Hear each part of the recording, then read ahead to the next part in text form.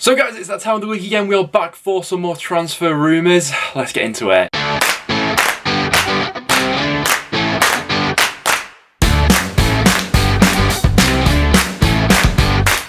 Guys, we're back to another video on the channel. As always, any rumours that you've seen going around over the past few days, make sure to get them in the comments down below. And we have quite a bit to go through in today's video. Obviously, we've just had all of the midweek action as well, and some absolutely cracking games in midweek. Fulham once again scoring 6 goals, this time Birmingham their victims at Craven Cottage. We had Preston's comeback in the second half against Sheffield United, down to 10 men. It was some game in Deep Dell, that one. Complacency just seemed to set in with the Sheffield United squad in the second half, but Ryan Lowe managed that brilliantly to get back into it. We'll start out with some positive news though, and that's that Hull's takeover has finally gone through in a week where quite a lot of scrutiny has been around sort of championship owners, you know, particularly with the Derby and Birmingham situations at the moment. We've got a little bit of good news coming out of Hull here, a club where the Allams have obviously been in for the past decade now, isn't it? Finally, that era has come to an end though, and we have spoken about a few Hull transfer rumours on this series so far, and a lot of them have sort of been dependent on this takeover going through. So thankfully that's now over the line, and Hull fans could look forward to the future with optimism now. We'll start out with a few of the completed deals which have gone through in the past few days though. We've seen Tyler Walker going out on loan to Portsmouth from Coventry. He was probably in need of a run of consistent games, and he should get that now at Portsmouth. Obviously, I'm sure the Coventry fans still have hopes for Tyler Walker for the future, but maybe, you know, a solid end to the season in League One might do him some good at this stage of his career. We saw Danny Batth complete his move to Sunderland as well. He's departing from Stoke.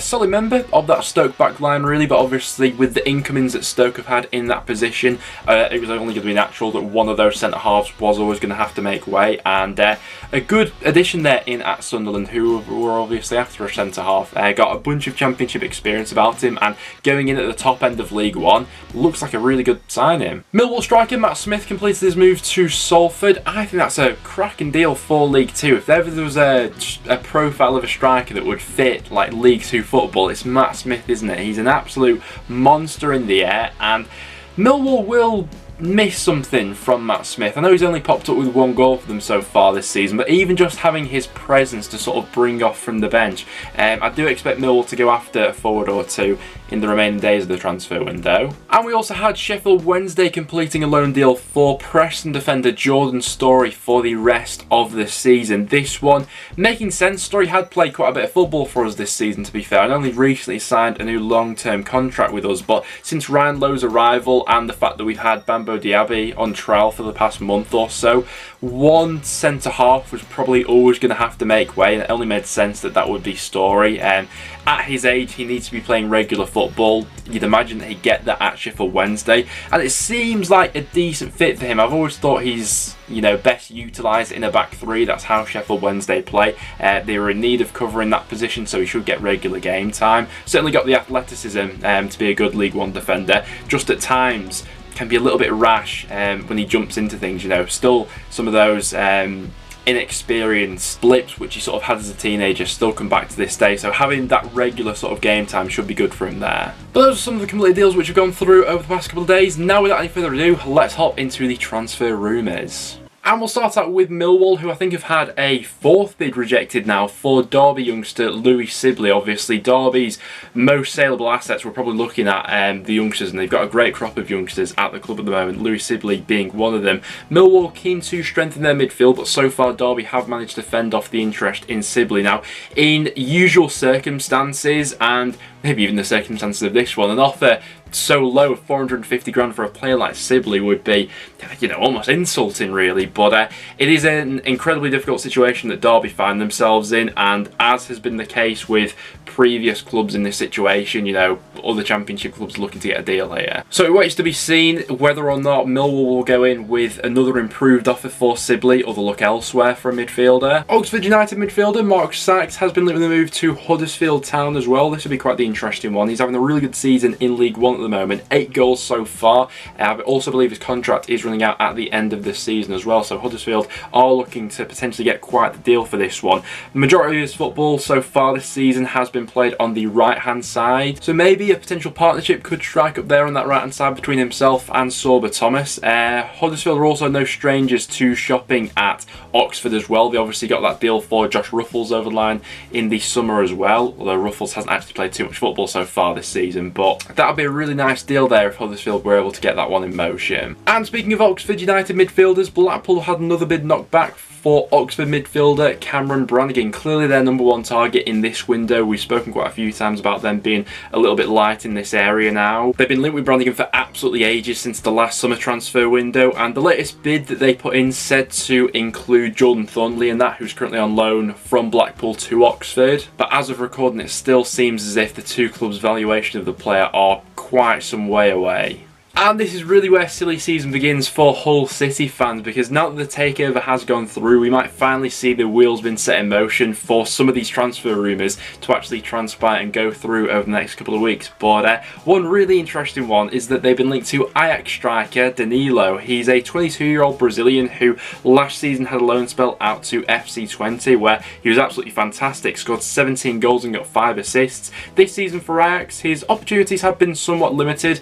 The majority of his appearances so far this season have come off the bench, 7 appearances from the bench for Ajax, but even in that time scored a couple of goals and got an assist. I think we'll see quite a few of these rumours popping up with Hull over the next few weeks and probably until the end of the window, to be honest. It seems as if they're looking into the European market, so yeah, watch this space in terms of Hull. Hull have also been linked to Alexander Pesic as well. He's scored 12 goals in the Turkish Super League so far this season. Seems like Hull will be looking into this market, and particularly for a striker. It's looking like Ipswich Town are going to get a deal done for Tyreek Bakinson on loan for the rest of the season, the Bristol City midfielder. Been a little bit of an inconsistent year for him so far. I remember he had one brilliant spell at one point last season where he scored a series of fantastic goals. I remember one brilliant strike against Wickham in particular, but can definitely pick a pass, albeit maybe a loan move to League One with, you know, regular game time would do him some good. Aston Villa youngster Jaden PHILOGENE-BIDACE is said to go out on loan to Stoke City. It'd be interesting to see where he actually fits in, because I believe he plays on the wing, and obviously Stoke play with the 3-5-2 system, so either as one of those wing backs or potentially moved into a forward role. That seems to be the case with a lot of wingers at the moment, with most clubs now playing a sort of 3 at the back system. You know, there's not ultimately football clubs in the Championship at the moment who are actually playing with out-and-out wingers, so yeah, I'd expect him to maybe fit in one of those roles. Fulham's Fabio Carvalho is at the centre of a lot of Premier League interest at the moment, and understandably so, with the youngster's contract running out at the end of the season. I think he made it quite clear a while ago as well that that renewal wouldn't be happening, and so only, you know, naturally would quite a few Premier League clubs be circling around him. Listen, he's had a fantastic season for Fulham, 7 goals, 2 assists, was brilliant for them in midweek once again. Liverpool, West Ham and Southampton all been linked to him, with Liverpool said to be preparing I think around a 5 million bid at one point.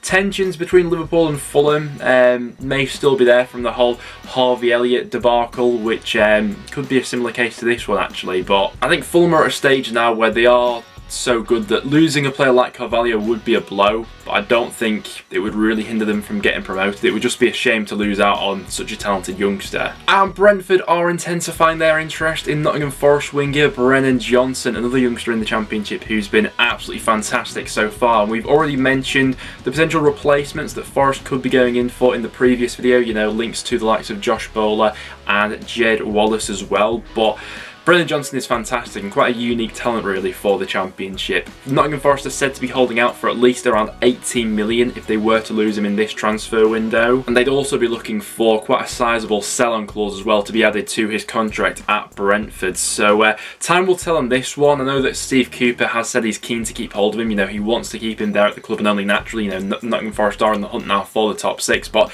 if that bid of, you know, around that 20 million mark was to come in, that would then probably test Forest's resolved with this one. Borussia Mönchengladbach attacking midfielder Hans Wolf is set to make a move over to Swansea on loan for the rest of the season. Now this one makes sense, adding a little bit more creativity into that midfield, particularly with the current situation going on with Jamie Patterson. If you didn't see the last transfer rumour roundup, make sure to go ahead and check that one out, where we sort of had a bit of a deeper dive into the whole Jamie Patterson situation at the moment. But understandably so, they'd be looking to potentially add his replacement into that squad and add a little bit more creativity, and Wolf looks to add that. Not played all too much football so far this season, just 2 starts, 5 appearances off the bench, but has a good amount of pedigree about him and seems like a decent deal for the rest of the season. We got plenty of Championship clubs who are interested in a loan move for Wolves' Dion Sanderson for the rest of the season. He of course spent the first half of the season out on loan at Birmingham, and I've always quite liked Dion Sanderson really. I remember him having a really good game for Cardiff a few years ago against North End, but yeah, he's had quite a few loan spells out now. The likes of Birmingham have been linked once again, QPR, Blackpool, Millwall and Bristol City all mentioned. MK Dons midfielder Matt O'Reilly looks set to join Celtic in a £1.5 million deal. I bring this one up because he had previously been linked to a few Championship clubs, Swansea, I think Blackburn and West Brom also mentioned at one point for this one, but it seems like Celtic have got that deal over the line. Plenty of Premier League clubs are interested in Hull's keen Lewis Potter. I think that Hull fans were expecting quite a bit of interest to come in for Lewis Potter come the January window. Brilliant in League One for them, and so far in the Championship, 5 goals, 3 assists, and has been playing a new position as well since Hull have switched to this 3-5-2. He's been excelling as a wing back, something that I particularly, didn't exactly think would be a strength for him, but he's really taken to that position so far. The likes of Liverpool, West Ham, Brentford and Spurs have all been mentioned in contention for Lewis Potter. Seems like Spurs and Brentford in particular are quite keen for this one. He's an interesting one because I've got no doubts whatsoever that he will go on to play in the Premier League, but would the move at this point be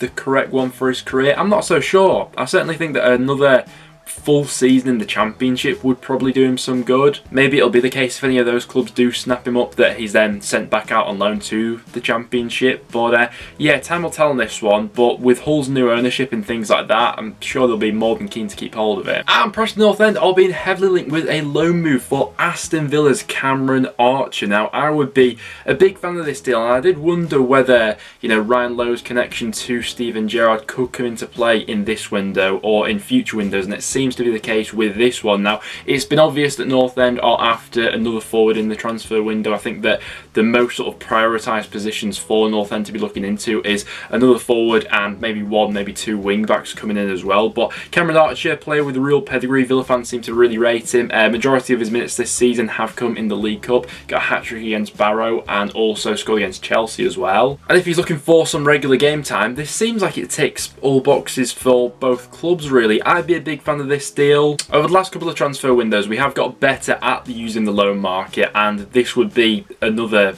sort of sign in that direction. But guys, there we have it. That will wrap it up for today's video. As always, I'm sure that more rumours will continue to come out throughout today and more completed deals will go through as well. But make sure to get all your thoughts in the comments down below on what you've currently made of the transfer window and the dealings that your club have done so far as well. But as always, make sure to go ahead and leave a like if you enjoyed. Also subscribe and stick around for some regular Championship content. Apart from that though, thanks for watching and I'll see you all in the next one.